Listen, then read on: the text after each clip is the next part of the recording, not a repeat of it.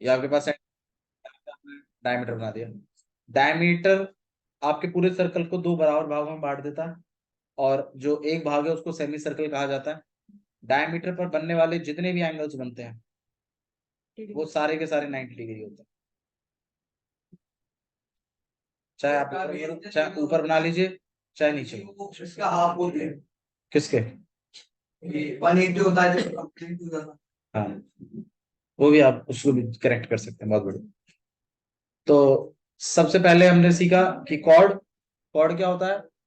एक line segment जिसका starting और एंडिंग पॉइंट दोनों के दोनों कहाँ होते हैं? सर्कल। सही है, बहुत बढ़िया। As you go towards the centre of the circle, जैसे जैसे आप सेंटर ऑफ सर्कल के नजदीक जाते हैं, जो आपकी कॉर्ड है वो बड़ी होती जाती है। नमस्ते। और सबसे बड़ी कॉर्ड कहां से पास करती है? सेंटर से। कोई इश्यू तो नहीं है ना इसमें? और कॉर्ड डायमीटर जो है वो लॉन्गेस्ट कॉर्ड है, और वो आपके पूरे सर्कल को कितने भागों में बांटती है? दो भागों, एक ऊपर का और एक नीचे का। और सेमी सर्कल में बनने वाले जितने भी एंगल होते हैं वो सब 90 होते हैं। सही है ना? इन बातों को ध्यान रखिएगा, ये 10th क्लास में भी काम आएंगे आपके। और ये एक लौता चैप्टर है जो आपको फुल्ली लाइन देगा 10th में, मैं आपको ये बता देता हूँ पहले से, क्योंकि 9th का कमजोर होता है मामला तो 10th का कमजोर ही बैठता है। ठीक है, अच्छा जी, बाबू गेट को प्रॉपरली क्लोज कर। फिर मैंने आपको एक चीज और बताई थी। मैंने आपसे कहा था कि जैसे सर्कल है और इसी सेगमेंट पर, इसी सेगमेंट पर अगर आप, जैसे मान लीजिए यहाँ पर ए है, यहाँ बी है और ये सी है, यहाँ पर ओ है, तो ये वाला जो आपके पास है ए ओ बी, ये आपने सेंटर पर बनाया, और इसी सेगमेंट के अगर रिमेनिंग पार्ट पे बनाओ तो ये वाला एंगल दुगना होता है remaining part of the angle. मतलब angle drawn at the centre is twice the angle drawn on remaining part of the circle. Angle drawn at the centre is twice. ये थ्योरम वगैरह कोई पढ़ेंगे बाबू, अभी थ्योरम मैंने भी शुरू नहीं करी है। थ्योरम मेरे ख्याल से मैंने दो ही थ्योरम करी है। ये सब तो कॉमन बातें हैं जो मैं आपको बता रहा हूँ सर्कल में। अब ऐसा हो सकता है कि सर्कल में इन बातों को एज अ थ्योरम भी यूज करे हो, तो हम दोबारा पढ़ लेंगे, लेकिन कुछ बेसिक इन्फो तो आपके पास है भी। ये कुछ मैंने सिर्फ दो ही थ्योरम बताई अभी तक आपको, ये सब तो कॉमन सेंस है। वो देख लेंगे बाबू, हम देख लेंगे, वो स्टेप बाय स्टेप पढ़ेंगे तो अच्छा है। पहले मैं ये आपको ऐसे ही बता रहा हूँ रैंडमली, फिर मैं आपको प्रॉपर थ्योरम से बताऊंगा। ठीक है, जैसे हम लोगों ने क्वाड्रिलेटरल का किया था, क्वाड्रिलेटरल में कुछ चीजें हमने पहले ही पढ़ ली थी। फिर जब हमने एक एक कर करके प्रॉपर्टी पढ़ी तो हमारी काफी चीजें उसमें क्या होने लगी, रिपीट होने लगी। तो ठीक है ना, अच्छी बात है। ये कुछ चीजें हैं जो हम ऐसे ही पढ़ रहे हैं, फिर हम थ्योरम स्टेप बाय स्टेप पढ़ेंगे। हाँ भाई, ये थ्योरम ये कहती है, ये थ्योरम ये कहती है, ये थ्योरम ये कहती है। फिर ऐसा हो सकता है कि शायद जो आपने कॉमन सेंस में यूज किया हुआ है वो एज अ थ्योरम भी इस्तेमाल हो जाए। क्लियर है? ठीक है, तो angle drawn at the centre is twice the angle drawn at the remaining part. अच्छा, ये चीजें आपको थोड़ा याद भी करनी है, क्योंकि ये चीजें आपको लिखनी पड़ेंगी। आप उसमें वो नहीं लिख सकते कि थ्योरम 9.1, थ्योरम 10.3, ऐसे नहीं, क्योंकि आप बुक नहीं लिख रहे हैं, आप पेपर लिख रहे हैं। जब पेपर लिखते हैं तो आप प्रॉपर थ्योरम लिखते हैं। उसका रीजन क्या है? थोड़ा बहुत इंग्लिश का इधर उधर हो सकता है मामला, बट आपको लिखना है प्रॉपरली। ठीक है, तो आपको ये सब थोड़ा सा याद करना पड़ेगा। तो angle drawn at the centre is twice the angle drawn eight remaining part. ठीक है, रिमेनिंग पार्ट। ओके, क्लियर है? ये समझ में आ गया? ठीक है। अच्छा जी, इसके बाद और क्या बताया था मैंने कि angle drawn at the same segment, angle drawn on the same segment are always equal. Angle जो कि सेम सेगमेंट पे बनते हैं वो हमेशा क्या होते हैं? इक्वल होते हैं। और बात सही भी है। पता है क्यों? क्योंकि जैसे मान लीजिए सर्कल है, मैंने सेंटर पे बना दिया, ये इसका दुगना है, किस वाले का, इस वाले का मान लीजिए। अब अगर मान लीजिए मैं इसी सेगमेंट पर अगर यहां बना दूं, तो ये तो इसका भी तो हाफ ही दुगना होगा, मतलब इसको और इसको आपस में कैसा होना पड़ेगा, इक्वल। तो angle drawn on the same segment, same same जगह पर बने हुए एंगल्स, चाहे बेशक कहीं और बन रहे हो रिमेनिंग पार्ट पर, लेकिन शुरुआत जहां सेम से होती है, सेम सेगमेंट कहते हैं इसे। देखो ए बी सेगमेंट का तो यूज करके बने हैं सारे, तो ये सारे के सारे एंगल आपके पास कैसे होंगे, इक्वल होंगे। और डायमीटर अगर उनका सेगमेंट हो तो कितने होंगे, तो 90 होंगे।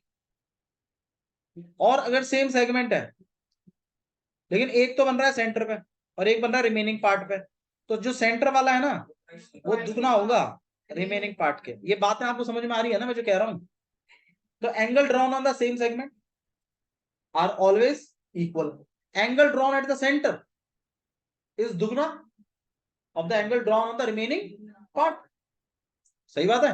अच्छा तीसरी चीज, angle drawn on the diameter are always 90 degree. यहां तक कोई इश्यू है तो बताइए, पक्का। ठीक है, अब हमारी पहली वाली थ्योरम हम पढ़ लेते हैं। सबसे पहली थ्योरम थी आपके पास theorem 9.1।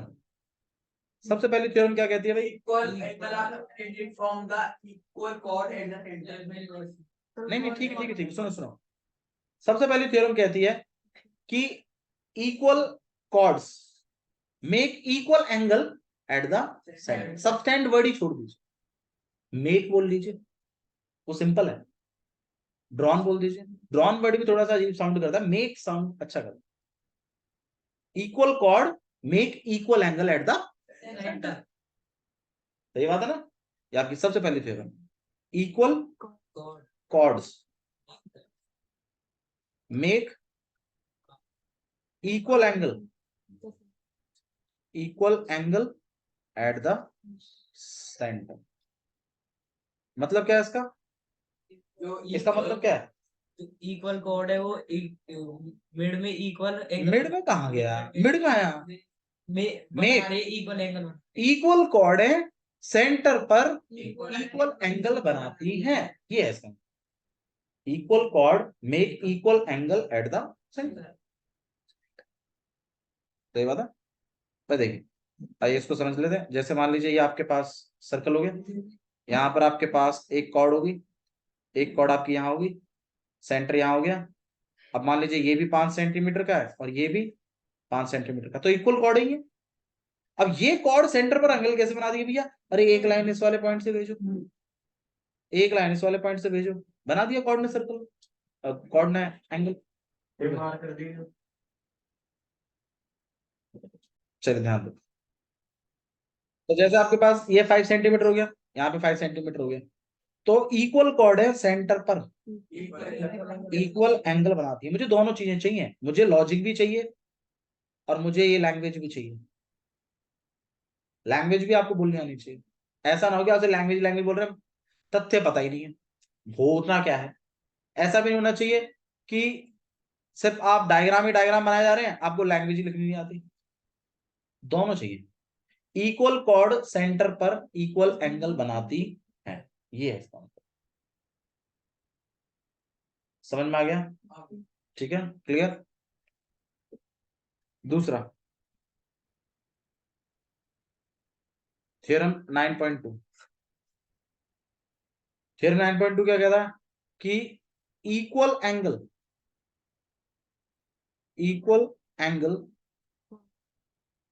Are if equal angles are drawn या if equal angles are make, वैसे drawn इसमें drawn साउंड करेगा, अच्छा if equal angles are drawn at the center then chords are equal, then the chords will be equal या the chords are equal, chords are equal। ठीक है, समझ में आया।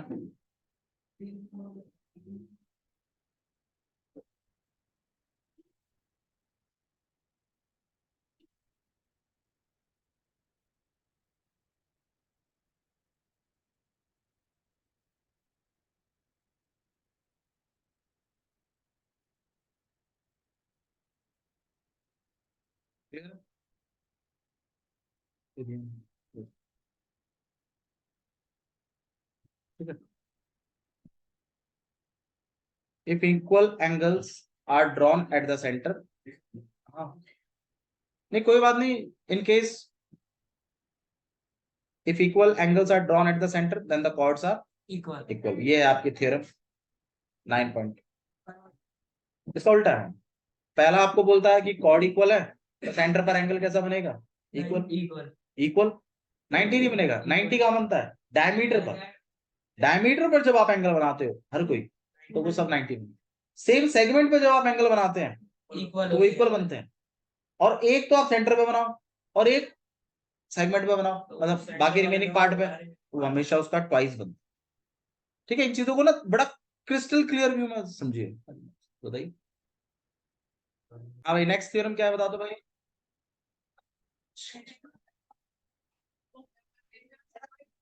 बाबू प्लीज शांत हो जाइए। The perpendicular from the center of circle to a chord ये आपके पास थ्योरम है 9.3। द perpendicular एक मिनट बाबू, the perpendicular from the center from the centre of a circle of a circle a chord bisect of a circle to a chord, bisect the chord. the perpendicular from the center of a circle to the chord, to the chord bisect the chord, right? Bisect the chord। I meaning समझते हैं इसका, पहले तो क्या लिखा होगा, meaning बता दीजिए आप मुझे। Perpendicular from the centre of a circle मतलब सर्कल पे कोड के थ्रू अगर परपेंडिकुलर बनाएंगे तो वो कोड बाइसेक्ट भी करेगा और 90 डिग्री। कॉर्ड के थ्रू नहीं, सेंटर के थ्रू। भाई देखो कॉर्ड आपकी कैसे भी हो सकती है ना, आडी टेढ़ी, मतलब मैं भी फिलहाल के लिए इसको स्ट्रेट बना रहा हूँ, पर मैं आपको इसको ऐसे टेढ़ा बना के भी दिखूँ। ये सेंटर है, ये कॉर्ड है, तो यहाँ पर ए, यहाँ पर बी। अब ये अगर कॉर्ड है आपके पास और यहाँ सेंटर है, तो आपको इस सेंटर से इस कॉर्ड पर क्या गिराना है, परपेंडिकुलर। क्या गिराएंगे आप, परपेंडिकुलर। तो आपने ये जो, बहुत प्लीज ध्यान दीजिए, अगर आप सेंटर से क्या गिराते हैं कॉर्ड के ऊपर, परपेंडिकुलर। देखो जैसे ये आपके पास सर्कल हो गया, यहाँ सेंटर है, ये आपके पास कॉर्ड बना दिया, गिराने को मैं ऐसी भी लाइन गिरा सकता हूँ, पर क्या ये परपेंडिकुलर है, क्या ये परपेंडिकुलर है, आंसर है नहीं। तो आपको सेंटर से कॉर्ड पर क्या गिरानी है, परपेंडिकुलर। अब चलिए इसको थोड़ी टेढ़ी कर देते लाइन, और अब मैं इस पॉइंट से इस पर क्या गिराऊंगा, परपेंडिकुलर। अब मुझे एक बात बता दीजिए, परपेंडिकुलर क्या होता है। भैया जो लाइन, और सीधी मत कह दिए तो बहुत मारूंगा। जो लाइन सर्कल में, ए तेरी ऐसी की तैसी सर्कल में, नहीं जो जो लाइन अच्छे हैं हर चैप्टर में भैया पिछले 3 चैप्टर में यही चल रहा है। परपेंडिकुलर नहीं बताया था, परपेंडिकुलर किसे कहते हैं। परपेंडिकुलर का मतलब होता है 90 डिग्री। दिया था भैया। तो जैसे आपके पास एक कॉर्ड है, सेंटर से आपको इस पर 90 डिग्री बनाना है, तो अगर आप एक सेंटर से आने वाली लाइन कॉर्ड पर क्या बनाती है, 90 डिग्री, तो वो इस कॉर्ड को बाइसेक्ट भी कर देगी। अब बाइसेक्ट क्या होता है वो बताओ, आधे आधे भागों में काट देगी। मतलब सेंटर से आने वाली लाइन अगर कॉर्ड पर परपेंडिकुलर बनाती है, क्या बनाती है, परपेंडिकुलर, तो वो उसको बाइसेक्ट भी करेगी। बात समझ रहे हैं आप।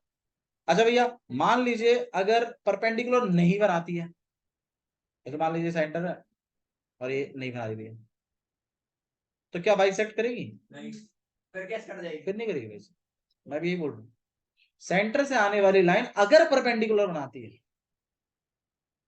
तो वो क्या करेगी, bisect. if a perpendicular line from the center on a chord is also act as bisector of the chord। भाई सेंटर से आने परपेंडिकुलर, जो सेंटर से आ रही है, परपेंडिकुलर लाइन जो कि किससे आ रही है, सेंटर से, वो बाइसेक्टर का काम भी करती है। ठीक है, perpendicular from the centre bisect the chord, perpendicular line from the centre bisect the chord. आया समझ में कि नहीं आया भाई? कौन सी थ्योरम है? पहली थ्योरम बता, थोड़ा सा पढ़ा करो। ठीक है, तो सबसे पहली थ्योरम क्या है शिवम, बताओ। इक्वल कॉर्ड्स पे इक्वल कॉर्ड के सेंटर पर equal angle, equal cord centre पर इक्वल एंगल बनाती है, ये पहली थ्योरम। दूसरी थ्योरम क्या है? अगर इक्वल कॉर्ड्स है तो इक्वल कॉर्ड्स नहीं, अगर इक्वल एंगल है तो, वहां पे अगर इक्वल एंगल है तो कॉर्डें भी इक्वल इक्वल होंगी। ठीक है, 9.2 सॉरी, हाँ भाई थ्योरम 9.3 होगा। बता भाई, डायग्राम बना देते हैं इसके कि अगर कॉर्ड इक्वल है तो सेंटर पर, मतलब if this chord is equal to this chord, then angles are equal. तो एंगल कैसे होंगे? इक्वल। ठीक है, इफ, चलो मैं इसको ना मैथमेटिकल टर्म में भी लिख देता हूँ। यहाँ पर ए बी है, यहाँ सी है और यहाँ डी है, कि if a b equal c d, then angle one, और इसको बनाते हैं angle two, then angle one किसके इक्वल होगा? यार की पहले थ्योरम कि if two chords are equal then angles drawn at the centre are equal. ठीक है, दूसरी थ्योरम कहती है कि if angle one equals to में angle two, if angles are equal,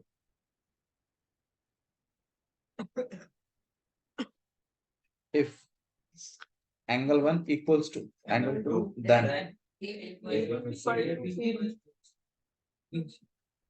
AB equals C. if angle 1 किसके equal है? Angle 2 के, then AB किसके इक्वल है? ये आपकी कौन सी थ्योरम कहती है? Second theorem. थर्ड थ्योरम क्या कहती है? थर्ड थ्योरम क्या कहती है? सेंटर बिल्कुल सही बात, सेंटर से आने वाला परपेंडिकुलर कॉर्ड पर बाइसेक्टर का काम भी करता है। मतलब यहाँ पर ए, यहाँ बी और ये सी। ठीक है, if OC perpendicular on AB, then AC equals SC। मतलब if perpendicular drawn from the centre या perpendicular from the centre bisect the chord, perpendicular from the centre bisect the chord, ये कौन सी theorem है? 9.2 का बताओ भाई अंग्रेजी में, इंग्लिश में। हाँ कोई बात नहीं, टूटी फूटी बनाओ, कोई दिक्कत नहीं, चलेगा। If angle at the centre are equal then the chords are, ज्यादा अंग्रेजी नहीं झाड़नी है उसमें, इतना लिख देना है कि समझ में आ जाए बोलना है। If angles at the centre are equal then chords are equal, if chords are equal then angle at the centre are equal. ये तो पहली थ्योरम। और थर्ड थ्योरम क्या है? Perpendicular from centre bisect the, और आई लिखते कुछ ऐसा लिखिए। अब मैं क्या बना रहा हूं, मैं थ्योरम्स को इजी बना रहा हूं आपकी लैंग्वेज में।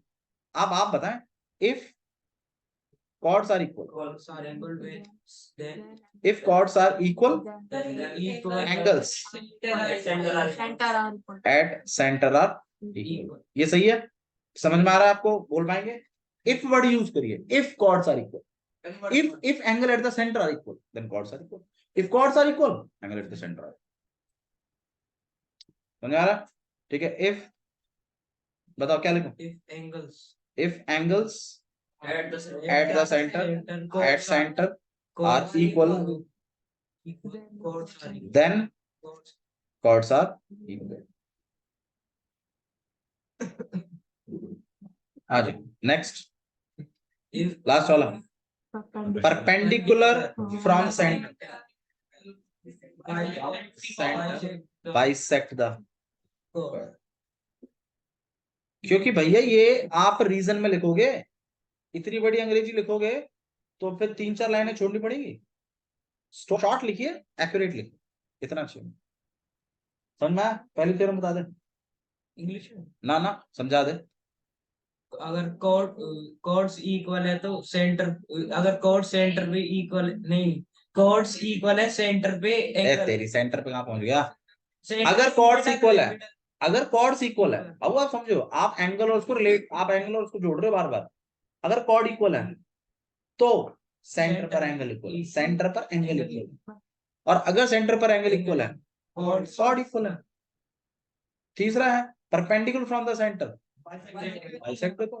भाई परपेंडिकुलर जो आप सेंटर से ड्रॉ करते हैं वो बाइसेक्टर का काम करता है, और बाइसेक्टर अगर आप सेंटर से ड्रॉ कर दें तो वो किसका काम करेगा? ये आपकी नेक्स्ट थ्योरम है, पढ़ लो। The line drawn through the center of the circle to bisect a chord is perpendicular to the chord. उल्टा है इसका मामला। 9.4 थ्योरम कि if bisector from the centre, पिछले वाले में लिखा था मैंने परपेंडिकुलर फ्रॉम द सेंटर, या bisector from centre is perpendicular to the, is perpendicular on the chord, या फिर perpendicular to the bisector from the center। इससे पिछली वाली थ्योरम क्या थी? perpendicular from the center, बिल्कुल, bisect the chord। इस वाले का हिसाब किताब था कि अगर सेंटर से परपेंडिकुलर बनाया है तो वो किसका काम करेगा? बाइसेक्टर। इस वाली थ्योरम का क्या मतलब है कि सेंटर से अगर आप बाइसेक्टर बना रहे हैं तो किसका काम करेगा? परपेंडिकुलर, उल्टा। मतलब सेंटर से आने वाली लाइन अगर परपेंडिकुलर गिराओगे तो वो बाइसेक्टर का काम भी करेगी। मतलब 90 डिग्री बनवाओगे तो वो 90 डिग्री तो बनाई बनाएगी, तो तुमने बनवाई है 90 तो, लेकिन वो बाइसेक्ट भी कर देगी। दूसरी वाली थ्योरम का कहना है कि अगर तुमने सेंटर से आने वाली लाइन बाइसेक्टर के थ्रू गिराई है, मतलब बाइसेक्टर मान के गिराई है, तो वो 90 डिग्री भी बनाएगी। नहीं है? दोबारा समझाता है। भाई देखो, दो चीजें हैं, एक होता है परपेंडिकुलर जो 90 बनाता है, एक होता है बाइसेक्टर जो आधे आधे भागों में बांटा। अब सेंटर से आने वाली लाइन, मैं देखो मैंने पढ़ाया और आपको समझ में नहीं आया तो मेरे पढ़ाने का कोई फायदा नहीं।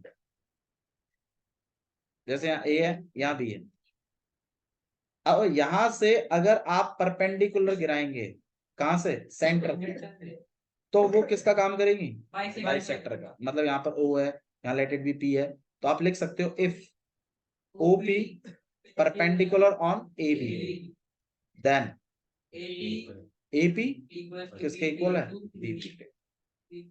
मतलब अगर आप परपेंडिकुलर गिराएंगे सेंटर से तो वो और किसकी तरह काम करेगी? बाइसेक्टर की तरह। समझ में आया?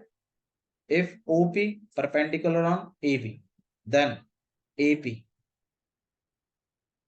Is equal to BP. समझ में आया? ठीक है, अच्छा जी, नेक्स्ट देख लेते हैं कि जैसे ये आपके पास सेंटर, दूसरी थ्योरम कहती है कि अगर आपने मतलब ये गिराई लाइन ऐसी रैंडमली, पर वो क्या सोच के गिराई कि आपस ये क्या कर जाएंगे आपस में? बाइसेक्ट। ठीक है, if bisector from the centre are drawn, अगर आप क्या ड्रॉ करते हैं? बाइसेक्टर सेंटर से, तो फिर वो किसका काम कर जाएगा? परपेंडिकुलर का काम भी करेगा, मतलब 90 भी बनाएगा। अब आप लिखोगे इफ एपी किसके इक्वल था? बीपी के, देन ओपी जो है वो परपेंडिकुलर का काम करेगा। मतलब if bisector then it is perpendicular, and if it is perpendicular then it is also a bisector। कौन? From the center। और इसीलिए इसी चीज के चलते हुए मुझे एक बात बता दीजिए, चलिए आप ही लोगों से पूछ लेता हूँ कि भाई जैसे मान लीजिए कॉर्ड है, आपने अभी एक स्टेटमेंट पढ़ी कि भाई 90 गिराओगे तो बाइसेक्ट भी कर जाएगी, बाइसेक्टर कराओगे तो 90 भी बनेगा। अच्छा, अगर मैं इस वाली लाइन का जो कॉर्ड है मेरी, अगर मैं परपेंडिकुलर बाइसेक्टर बनूं जो 90 भी हो और बाइसेक्टर भी हो, तो क्या वो सेंटर से पास होगा?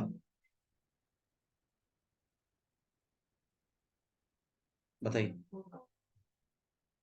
भाई। अभी आपने बोला सेंटर से जब लाइन गिरती है तो वो परपेंडिकुलर भी होती है, अगर वो परपेंडिकुलर तो वो बाइसेक्टर भी होगी। अब अगर मैं इसका उल्टा करूं कि भाई मैं तो जानबूझ के कॉर्ड से क्या बना के लेके चल रहा हूं, परपेंडिकुलर बाइसेक्टर, तो क्या वो सेंटर से पास करेगा? बिल्कुल करेगा।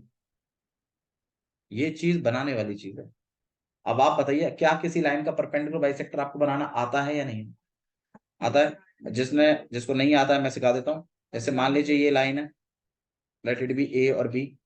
आपको अपने कंपास को यहां गड़ाना है, आधे से ज्यादा ओपन करना है, आधे से ज्यादा ओपन करना है। पूरा भी ओपन नहीं करना है, थोड़ा। अब समझ में आता है, आधा इतना होगा लगभग इतना। एक कट ऊपर लगाइए, एक कट नीचे लगाइए, ए से ही ए पे गड़ाकर आधे से ज्यादा ओपन करिए, एक कट ऊपर लगाइए, एक कट। समझ में आया? फिर वही रेडियस रखते हुए बी पे रखकर एक कट ऊपर लगाइए, एक कट नीचे लगाइए, और फिर इन दोनों पॉइंटों को ज्वाइन कर दीजिए। तो वो किसकी तरह काम करेगा? परपेंडिकुलर भी होगा वो। अब आप कंपास अब से नाप लीजिएगा इसको, ठीक से 90 बनेगा। और आप खुद देखना इस चीज को कि ए बी की लाइन की सेगमेंट अगर 9 सेंटीमीटर है तो ये 4.5 और 4.5 में बढ़ जाएगा। स्केल से नाप लीजिएगा बेसिक सामने। बाइसेक्टर की तरह काम किया कि नहीं किया? अरे बोलो भैया, अरे यार यहाँ ध्यान। तो अगर आपको परपेंडिकुलर बाइसेक्टर बनाना है तो ऐसे ही बनाना है। होमवर्क सुन लेना, जो थ्योरम लिखवाई मैं वो तो पढ़ गया नहीं आपको, पर ये काम भी करके लाना है। आप मुझे आप एक बात बताइए, जैसे ये सेंटर है आपके, ये सर्कल है आपके पास, और ये सेंटर है, तो अगर मैं इस कॉर्ड का क्या बनाऊं? कैसे बनाओगे परपेंडिकुलर बाइसेक्टर? ए पे रखेंगे, आधे ज्यादा ओपन करेंगे, एक कट ऊपर लगाएंगे, एक कट यहाँ लगाएंगे, पल्ली तरफ पलट के एक कट ऊपर एक कट इधर, और आपके कर देंगे इन दोनों को। समझ में आया? अच्छा जी। पर इससे एक प्रॉब्लम पड़ेगी। जैसे ये सर्कल है, ये आपके पास कॉर्ड है, और यहाँ पर ए है, यहाँ पर बी है, और अगर आपने यहाँ ए पर रखा, यहाँ पर क्या रखा आपने? बी पर, और ये सेंटर है आपके पास। चलो मैं आप सेंटर को हटा देता हूँ, आप इसका क्या बनाइए? Perpendicular bisector. एक कट यहाँ, एक कट यहाँ, एक कट यहाँ, एक कट यहाँ, और इस तरीके से आप लाइन, मतलब इस तरीके से। हाँ भाई बताना सेंटर कहाँ था? अरे यार यहाँ ध्यान दो यार तुम, सेंटर कहाँ था बताओ? वहां पे गलत। इसी लाइन पर है कहीं, आपको एग्जैक्टली कहाँ पता सेंटर? आर्क पे। मैंने कब बोला आर्क पे था? देखो यहाँ नहीं था आर्क पे। सेंटर इसी लाइन पर है, लेकिन डिड यू नो कि एग्जैक्टली कहां पर है? इतनी बड़ी आपने वो कॉर्ड यूज करी है, आपने परपेंडिकुलर बाइसेक्टर बनाया, कहां पर है? नहीं पता भाई। एक कॉर्ड से जज नहीं होता सेंटर, एटलीस्ट दो कॉर्ड चाहिए। एक और कॉर्ड बनाइए, और इस कॉर्ड का भी क्या बनाइए, और टेढ़ी बनाइएगा थोड़ी सी। इसका भी क्या बनाइएगा? Perpendicular bisector. फिर परपेंडिकुलर बाइसेक्टर दोबारा बनेगा। अब जहां ये दोनों सेंटर रिप्रेजेंट, दोनों लाइन रिप्रेजेंट होंगी, वहां सेंटर वही आपको क्या बनेगा? सेंटर। नहीं रुकना रुकना, समझ में आया मैंने क्या बोल रहा हूं? ये काम आपका है कि आप एक सर्कल लेंगे, और वो सर्कल, देखो मैं आपको बताता हूँ, कंपास से बनाए हुए सर्कल में और बैंगल से बनाए हुए सर्कल में फर्क होता है। बताओ क्या? बैंगल वाला जो सर्कल होता है ना, उसका सेंटर नहीं पता होता तुम्हें? पता होता है? कड़े से बना के देखो, बता दो क्या? डायमीटर किससे पास करती है? कहाँ बनाएगा diameter? You don't have centre, why not getting this thing? भाई बैंगल से बनाए हुए सर्कल में प्रॉब्लम है, उसमें सेंटर नहीं होता, कंपास से वाले में सेंटर होता है। अब आपका काम ये है कि आप कंपास से एक सर्कल बनाएंगे, सेंटर आपको पता होगा, आपको तो बस वेरीफाई करना है कि एक कॉर्ड बनाइए, एक और कॉर्ड बनाइए, दोनों का क्या बना दीजिएगा, और आप खुद देखिएगा क्या ये सेंटर से पास हो रहा है, वो आप बनेगा, वैसा ही बनेगा। ठीक है, जस्ट